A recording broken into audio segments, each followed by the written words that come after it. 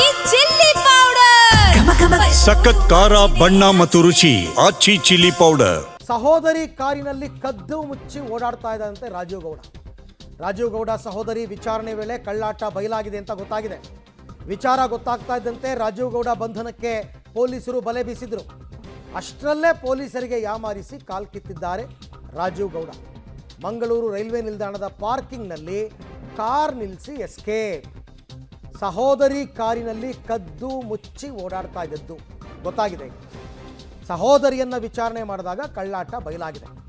ವಿಚಾರ ಗೊತ್ತಾಗ್ತಾ ಇದ್ದಂಗೆ ಪೊಲೀಸರು ಹುಡುಕ್ತಾ ಇದ್ದಾರೆ ಅಂತ ರಾಜೀವ್ ಗೌಡ ಬಂಧನಕ್ಕೆ ಪೊಲೀಸರು ಬಲೆ ಬೀಸಿದ ನಿಜ. ಆದರೆ ಸಹೋದರಿ ಕಾರ್ನಲ್ಲಿ ಆತ ಅಲ್ಲಿಂದ ರೈಲ್ವೆ ಸ್ಟೇಷನ್ಗೆ ಹೋಗಿ ಅಲ್ಲಿ ಕಾರ್ ಬಿಟ್ಬಿಟ್ಟು ಸೀದಾ ಹೊಟ್ಟೋಗಿರೋದು.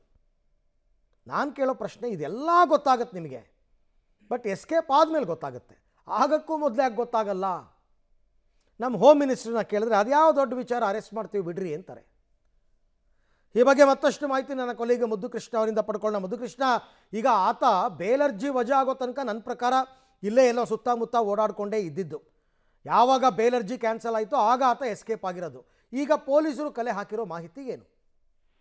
ಖಂಡಿತ ಅರವಿಂದ್, ಈಗಾಗಲೇ ಕೂಡ ಮೊನ್ನೆ ಬೇಲ್ ಅರ್ಜಿ ವಜಾ ಆದಂತ ಸಮಯದಲ್ಲಿ ರಾಜೀವ್ ಗೌಡ ತನ್ನ ಸಹೋದರಿಗೆ, ಅಂದ್ರೆ ಬೆಂಗಳೂರಿನಲ್ಲಿರುವಂತಹ ಸಹೋದರಿಗೆ ಕರೆ ಮಾಡಿ ಮಾತನಾಡಿರುವಂತಹ ಮಾಹಿತಿ ಪೊಲೀಸರಿಗೆ ಸಿಕ್ಕಿತ್ತು. ಹಾಗಾಗಿ ಪೊಲೀಸರು ಬೆಂಗಳೂರಿನಲ್ಲಿದ್ದಂತಹ ಸಹೋದರಿಯನ್ನ ವಶಕ್ಕೆ ಪಡೆದು ತೀವ್ರ ವಿಚಾರಣೆ ನಡೆಸ್ತಾರೆ. ಆಗ ಸಹೋದರಿ ಬಳಿ ಒಂದು ಮಾಹಿತಿ ಸಿಗುತ್ತೆ, ನಮ್ಮ ರಾಜೀವ್ ಗೌಡರು ನನ್ನದೇ ಕಾರನ್ನ ತಗೊಂಡು ಓಡಾಡ್ತಿದ್ದಾರೆ ಅಂತಕ್ಕಂಥದ್ದು, ಅದು ಹೆಕ್ಟರ್ ಕಾರು ಅಂತಕ್ಕಂಥದ್ದು. ಹಾಗಾಗಿ ಪೊಲೀಸರು ಕೂಡಲೇ ಕಾರಿನ ಲೊಕೇಶನ್ ಅನ್ನ ಪತ್ತೆ ಹಚ್ಚುವಂತ ಕೆಲಸವನ್ನ ಆ ಸಂದರ್ಭದಲ್ಲಿ ಮಾಡ್ತಾರೆ. ಹಾಗಾಗಿ ಕಾರು ಲೊಕೇಶನ್ ಪತ್ತೆ ಆಗುತ್ತೆ, ಅದು ಮಂಗಳೂರಿನಲ್ಲಿ ಇದೆ ಅಂತಕ್ಕಂಥದ್ದು. ಹಾಗಾಗಿ ಅಲ್ಲಿಂದ ಮಂಗಳೂರಿಗೆ ಹೋಗಿ ಇನ್ನೇನು ಪೊಲೀಸರು ರಾಜೀವ್ ಗೌಡ ಕಾರಲ್ಲಿ ಇರಬೇಕು, ಹಿಡ್ಕೋಬೇಕು ಅಂತ ಹೇಳಿ ಹೋಗ್ತಾರೆ. ಆದ್ರೆ ಮಂಗಳೂರಿನಲ್ಲಿರುವಂತಹ ರೈಲ್ವೆ ನಿಲ್ದಾಣದ ಪಾರ್ಕಿಂಗ್ ನಲ್ಲಿ ಕಾರ್ ಕಣ್ಣಿಗೆ ಕಾಣುತ್ತೆ, ಆದ್ರೆ ಅದರಲ್ಲಿ ರಾಜೀವ್ ಗೌಡ ಇರಲ್ಲ.